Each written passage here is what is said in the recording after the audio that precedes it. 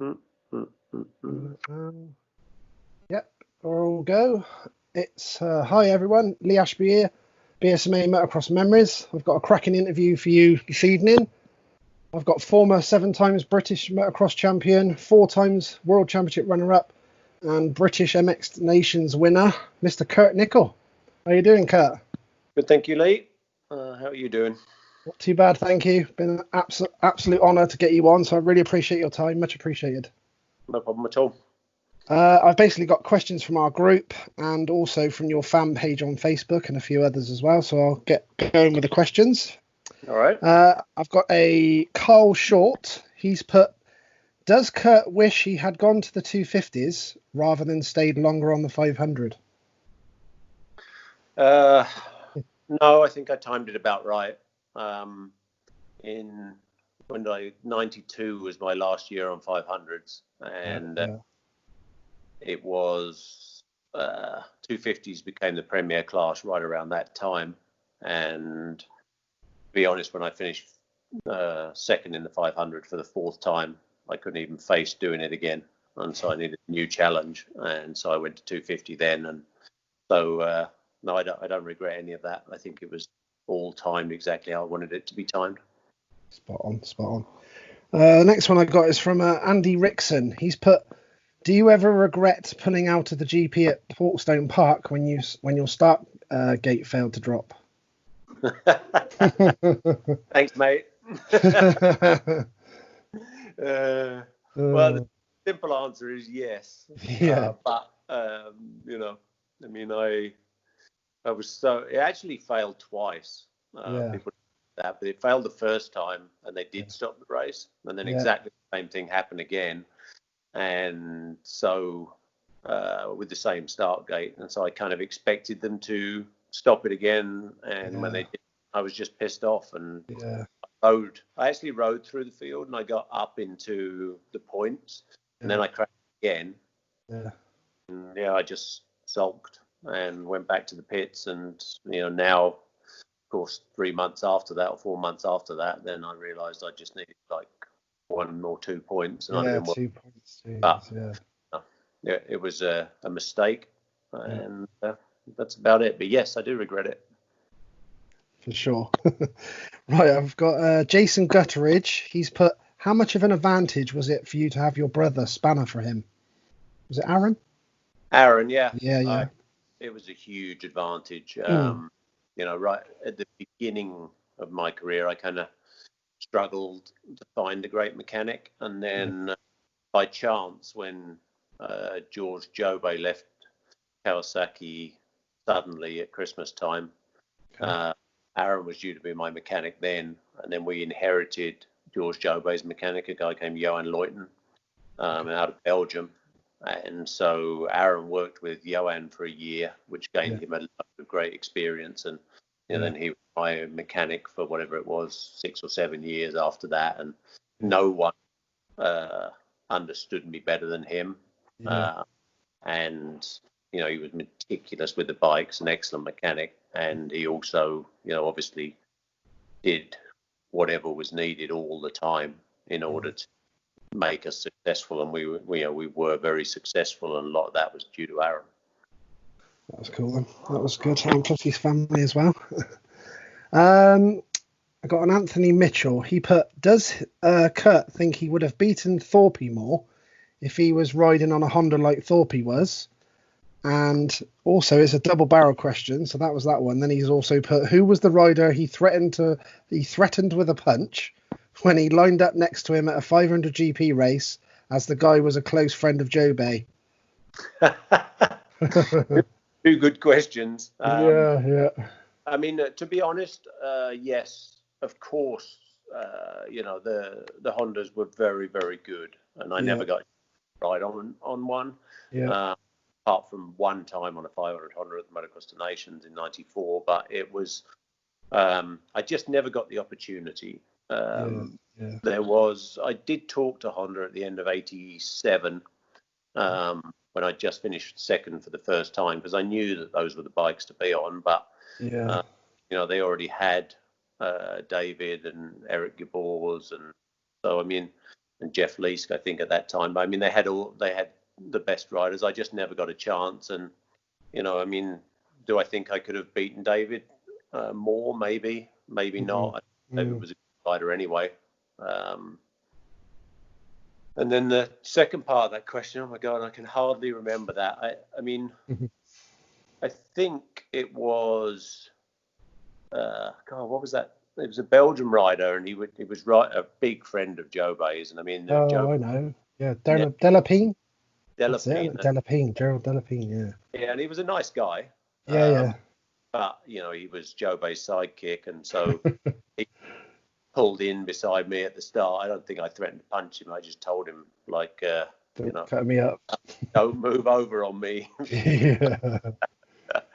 Which he didn't, so. He took the warning well then. Right, I got Ben Runbold. He's put, did Kurt drop the Scott full face mask for fashion or money? Or did he drop it for the same reason as me, because I suffered a major face plant? You know what? The reason I kept it longer than everybody else was because back in the 80s, there was a doctor that did all of David's operations. He never operated on me, but he was like the ACU doctor, a guy called Gordon Hadfield. Okay. Sometime in the sort of early 80s, he suggested that full face helmets could cause neck injuries. And so I actually stuck with the Scott face masks longer than everybody else. But I think then they sort of redesigned the helmets, and so I moved along with everybody else. Plus, there one huge disadvantage of those face masks, and it got me a couple of times, was in the mud. If you threw your goggles off, then you had no protection on your face. I got a scar here, if you can see it, which was because of that. And so, full face obviously makes sense. Obviously, everyone knew it now. It was just a safety thing that I held on to the Scott mask for a while. All right, okay, fair enough. I've got a question from a Stuart Holland. He said, if you can ask him for me, he rides at my track. Rob is over soon to do a training day, so it's just Paul to get over, and we could have the last winning nations team. Would he be up for it? Well, I've actually encouraged Dave King at the Farley Castle Vet Donations to try and get Robbie, myself, and Paul together. It just hasn't.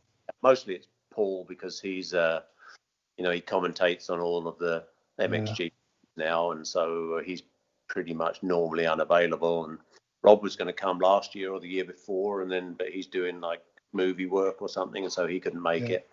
But I'd be totally up for it. And he has Stuart Holland has a track in Kings Lynn, a private track that that Aaron and his son Robert, they ride out all the time. And so whenever I come over to England, I go and ride on that track. It's really nice because it's open all the time, and you can go there and pretty much be on your own. So I was just about to say, is it a decent track? Yeah, it's a decent track. I mean, the ground is rock hard. Yeah. But they keep it nicely, and good thing is you can just ride there all the time if you're a member. So that's pretty good. All right, that's interesting. Next one I got from a Gary Jones. He's put, I'm hoping to go over and ride with Kurt next year. Is his quality of life that much better over in compared to the UK? It is for what I do. I mean, there was a multitude of reasons why I moved to California, but I mean, to be honest, the weather is so great here. It's sunshine most every day of the year, and if you're an outdoor person like I am and you like riding dirt bikes, then your quality of life is immediately improved. And I have lots of aches and pains from all these years of riding as well, and that's nice in warm weather. So that's better.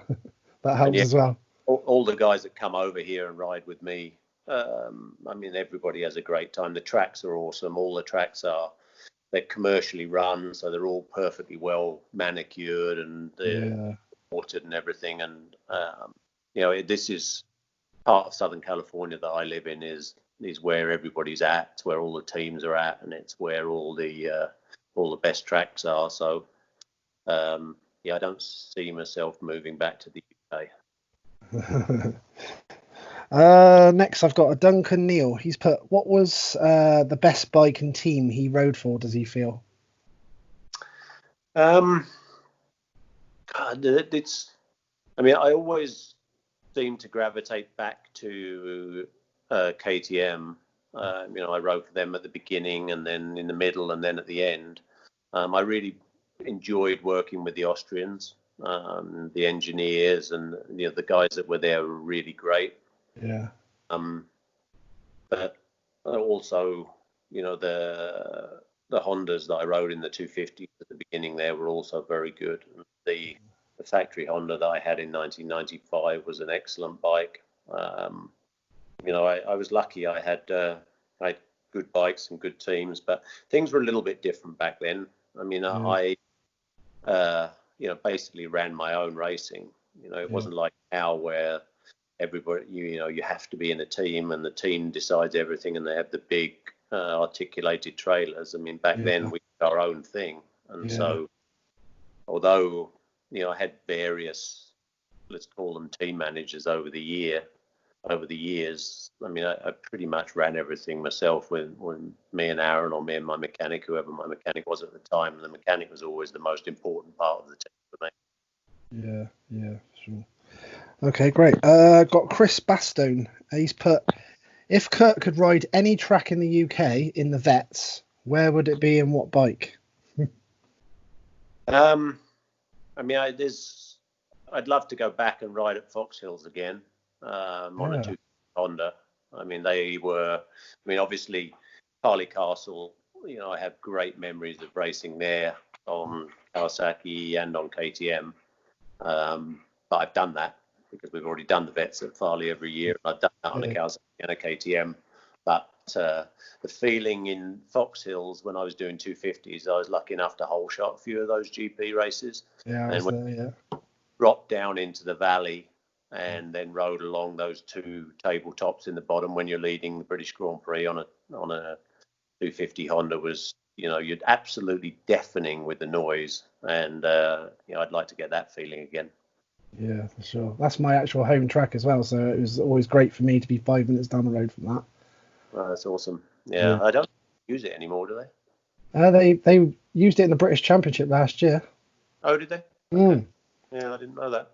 They've made quite a few changes to it and the different layouts and a few more extra jumps and stuff. But they've been still using it. So, did you actually like the track? Actually, Fox Hills, yeah, I did. Yeah, I liked Fox Hills and Farley and those type of tracks. I never really liked Hawkstone that much. It's a good track, but we were always, especially in the 80s, we were always racing against Belgians for the title, against Paul, Gobey and those people that were very, very good in sand, and sand was not naturally my best surface, so I much preferred Fox Hills or Farley. Because it was strange as well, because when I spoke to Jamie Dobb and Paul Malin, I was quite surprised both of them weren't keen on Vauxhall at all. And they both won a GP there. Yeah, well, in fact, Jamie specifically was always very, very good in sand. And he was probably, he was very good on all surfaces, as was Paul. But, Fox Hills also, over the years, changed. It got a lot of the topsoil got worn off, and then it went down to rocks. Where, like in the early days of Fox Hills, it was like this beautiful mud. And so maybe Jamie and Paul are a few years younger than me, so maybe by the time they got to Fox Hills, it was a little bit more worn out. Yeah, a bit more chalky. Okay, right. I got Gavin Young. He put, ask him if it's true that Marmite on your toast is worth 3 seconds a lap. Gavin is my Marmite dealer because Gavin comes over on a regular basis. And so whenever he's coming over, I text him and say, hey, Gavin, throw me 3 large squeezable Marmites because you cannot get Marmite out here. You can. Fortune. And it's special jobs. So, and if I've got Marmite, then I use it all the time because I love it, because I was brought up on it. And now with this travel ban and not being able to have anybody come over, I have been out of Marmite for about 6 weeks now, and it's yeah, I love the Marmite on toast for breakfast. Yeah, me too. Marmite and cheese, I love it. Yeah, exactly, same here. Right, I got a Stephen Clark. He's put, did you know that you were the best in the world at various times over a long career? I don't know about the best. I knew that I was in the running for World Championships for a long time. I mean, the first time I was second was 87, and I was still finished third in the 500, I think, in 97. So I mean, that was 10 years. I had 15 years. So I mean, I was very lucky. I had a very good career. I think at times, I wasn't actually thinking I'm the best in the world or I'm one of the best in the world. I just like to race. Yeah. But I was certainly aware that I was battling for World Championships for a lot of years. Yeah, cool. I got Paul Baker. He's put, I met Kurt in Australia back in 92 MX to Nations. I gave him a photo of me, Jamie Dobb, and Rob Herring up on the. Obviously, put 3 up on the. Obviously, on. I presume he means the rostrum at the donations. If you could ask him if he still has a copy, and if so, could he share it in the group?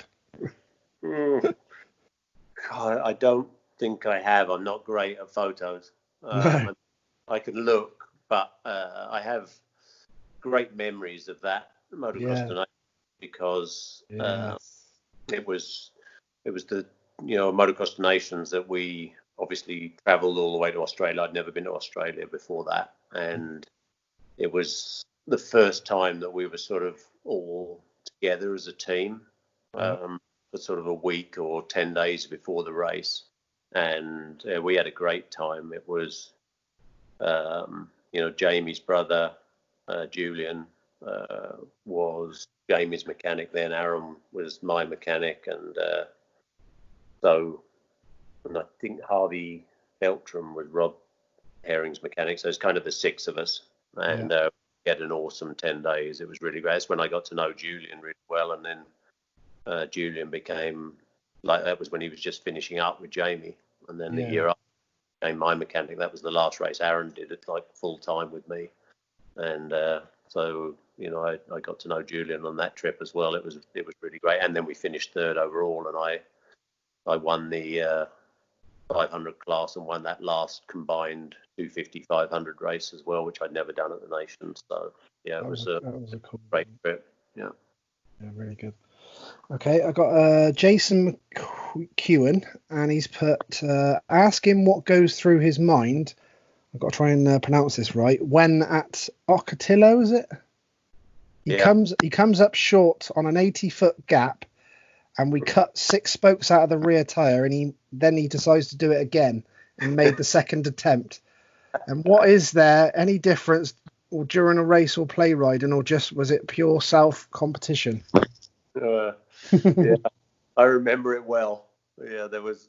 I mean, the thing about desert jumps, Ocotillo is the desert out here where we go a lot. In the winter. Right, okay. Yeah. And, so, I mean, there's huge jumps out there. All the freestylers go out there. We don't normally do jumps, but jumps aren't like on the track. They're concrete hard, and they're not manicured and they're not straight. And so you have to kind of eye it up and decide what speed to go. And it's not like a motocross jump that lands you in the right place. So I came up short, like really short. And when I was in the air, what went through my mind is straight away as I was coming up real short, lifted the front as high as I could and smashed into the other side, ripped some spokes out.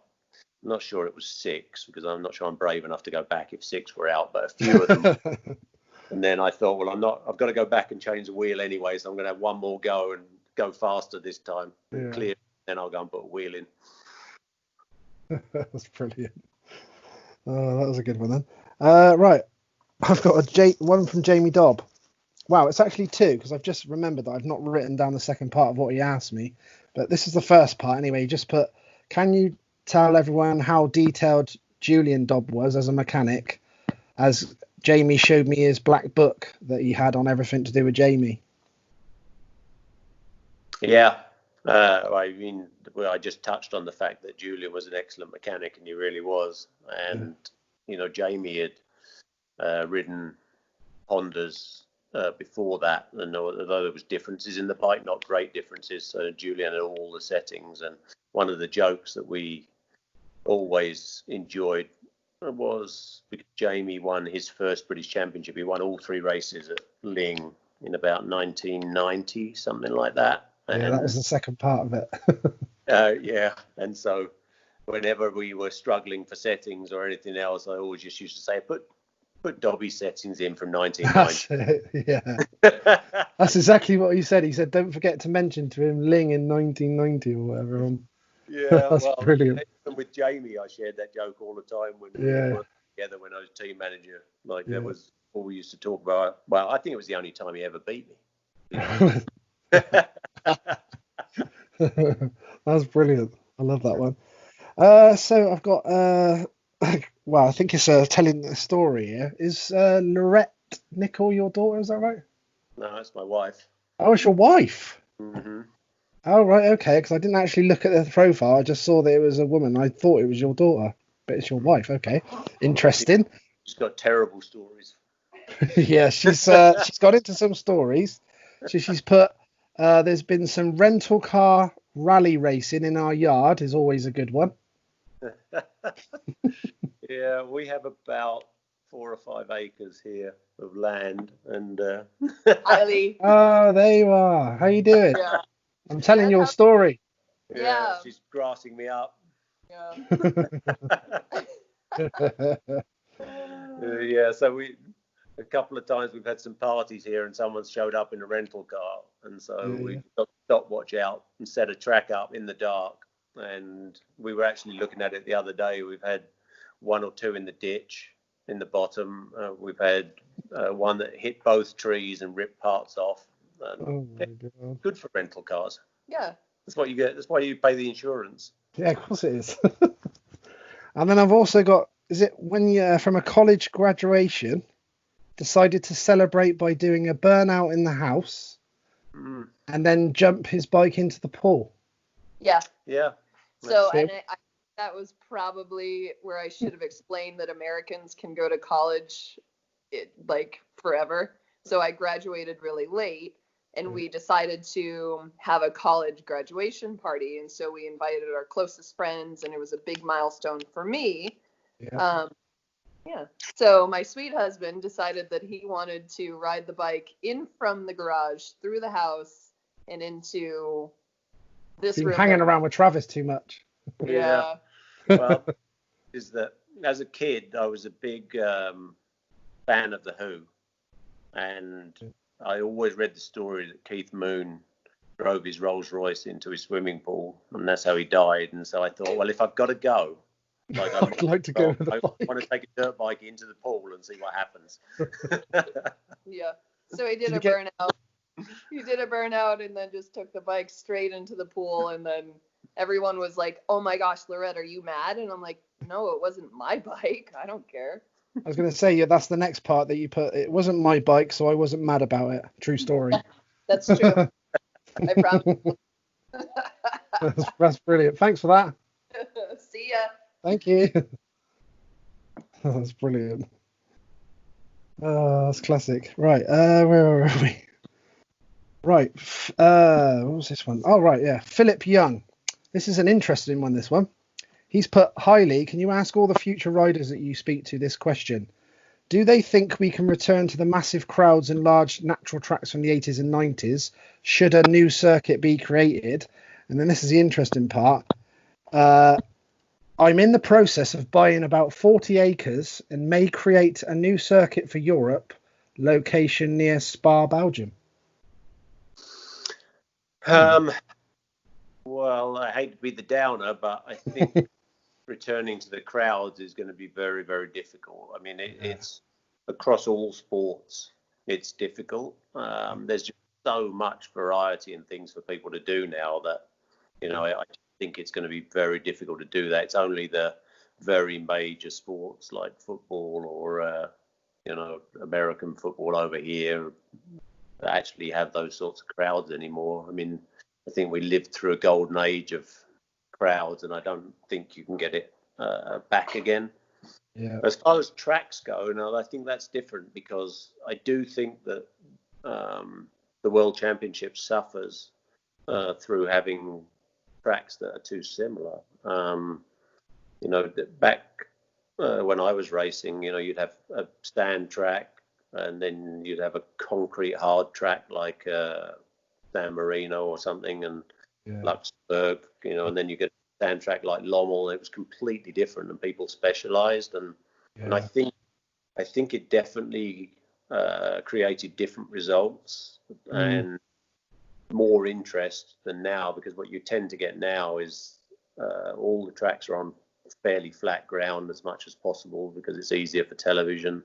They prep all the tracks the same, they dig them all deep, water them, and so you just get a lot of very similar tracks. And so, I mean, if you could create a natural track, I don't think that would. I think that would help the sport. I just don't know whether the organisers of the World Championship, for instance, would actually like that, because they're trying to make money, and a big, long, natural track is 10 extra TV cameras, which they don't want to bring. So, they've cut the lap time down to 2 minutes or even 150 on most of those races, just because of that. Again, I mean, you could imagine if you were trying to televise Namur again now. Yeah. Where you'd have to have twice or three times as many cameras just to film half the track. Yeah. So it might be a pipe dream, but if he's got the land, he should set up a track. Exactly that. All right, we're all cool to call that the end of part 1 for a second. All right. Thanks, Kurt. We'll be back in a second.